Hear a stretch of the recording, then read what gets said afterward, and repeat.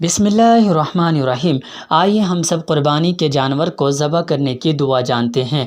क़ुरबानी के जानवर को ज़बह करने की दुआ ये है कि सबसे पहले अगर आपको ये दुआ याद हो, क़ुरबानी के जानवर को ज़बह करने से पहले अगर आपको ये दुआ याद हो, इन्नी वज्जहतु वजहिया लिल्लज़ी फ़तरस्समावाति वल अर्ज़ हनीफ़न व मा अना मिनल मुशरिकीन इन्न सलाती व नुसुकी व महयाया व ममाती लिल्लाहि रब्बिल आलमीन।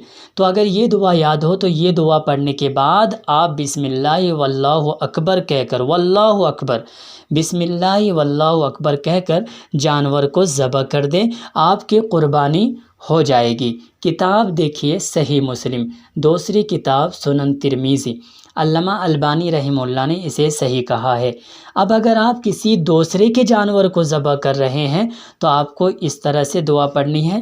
पहले आपको यही दुआ पढ़नी है, इन्नी वज्जहतु वजहिया लिल्लज़ी फ़तरस्समावाति वल अर्ज़ हनीफ़न व मा अना मिनल मुशरिकीन इन्न सलाती व नुसुकी व महयाया व ममाती लिल्लाहि रब्बिल आलमीन।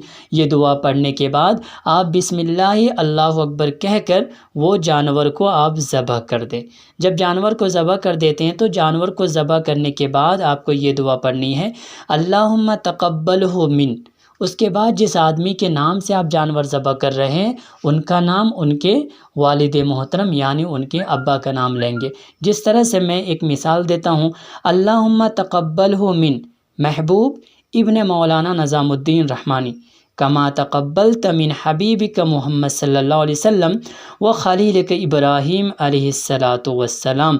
तो इस तरह से आपकी क़ुरबानी, जो जानवर आप ज़बह करेंगे, आपकी क़ुरबानी हो जाएगी। किताब देखिए मसाइल ईदैन क़ुरबानी। आप हमारे चैनल से जुड़े रहें, हो सके तो हमारे चैनल को सब्सक्राइब कर लें ताकि नई आने वाली वीडियो आप तक जल्द से जल्द पहुंच सके।